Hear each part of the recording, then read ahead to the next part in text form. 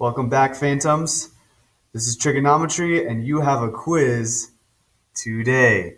I'm going to go through some Bell questions that you may or may not see on the quiz, as well as remind you that you have your focus notes to take pictures of and upload to Google Classroom. So this is going to be a very, very short video, but you should watch it nonetheless. So, Bell work, I would then want you to go to Math Excel, finish up anything that you need to finish up there. That includes your quiz by Friday at 4 p.m. and as well as your focus notes also due Friday by 4 p.m. So let's get started. Here are the three questions I want to go through. There's one just from the very, very first lesson, converting degrees to radians. The next one has to do with coterminal angles, and then this one has to do with arc length, revolutions, angular speed, and so forth. So take a minute, write them down if you need to, so you can reference them during the quiz, and then we'll get started here. Awesome, let's do it. Okay, so this first one is actually very, very simple because it's just converting. So as long as you know how to convert, it's solid. But I will remind you right now. So it's a negative 630 degrees to radians. If it's degrees to radians, I need to multiply this by pi all over 180 degrees. That way the degrees go poofy, the zeros go poofy, this is over 1. And so then this equals negative 63 pi all over 18. Okay? Each one is divisible by 9, so this divided by 9 is negative 7 pi. And then 18 divided by 9 is 2. So this is my final answer. Okay? If you didn't want to do that and divide by like just using your head, you could use your TI-36X Pros calculator, or you can plug that into Desmos without the pi. And you could also plug that into your TI-36X Pro calculator without the pi. But you will get this no matter what. Okay? Let's erase. Let's go to the next one so we can get you started on the quiz. All right, this one right here. So we want first a positive angle less than 2 pi.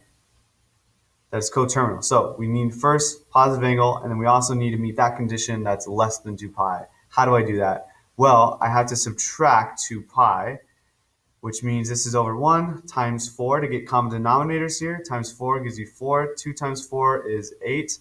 So really what I have is 39 pi minus 8 pi, kind of just squeezed in there.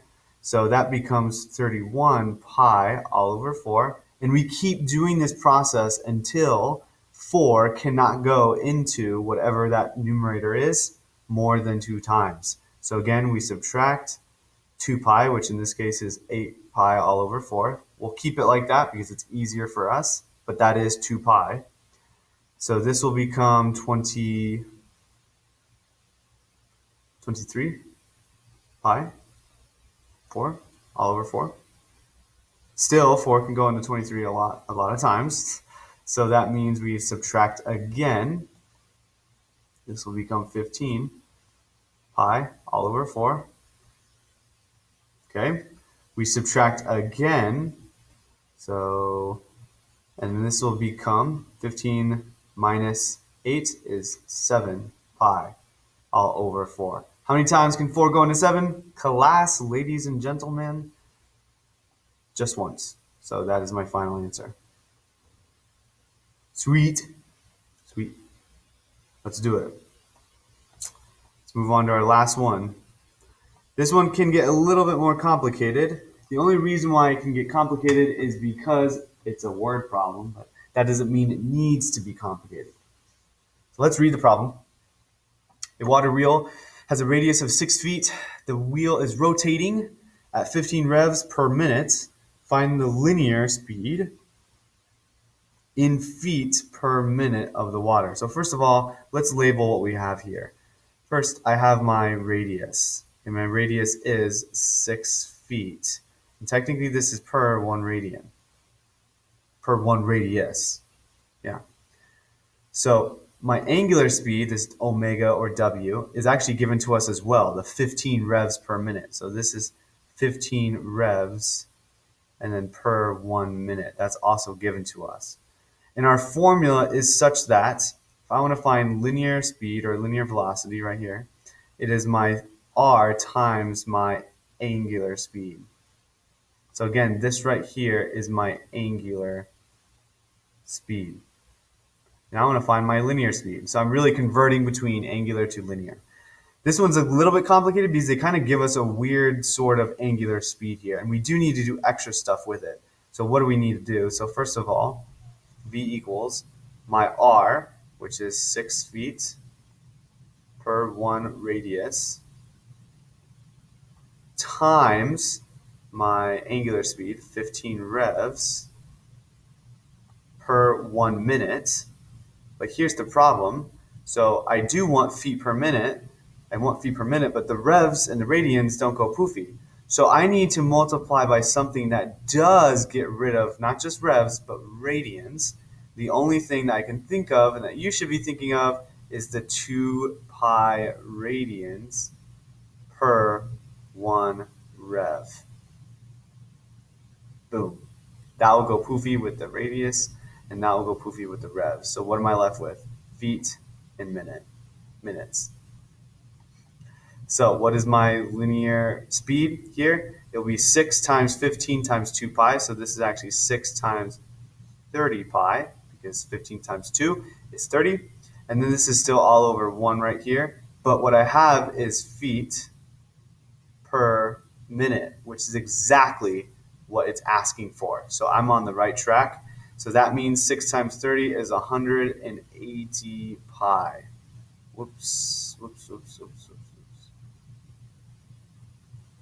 180 pi, and then feet per minute. Now, they didn't specify exactly how they want their answer, whether it's in terms of pi or whether it's in terms of a decimal. So I'm just going to give you both. This is approximately 565.49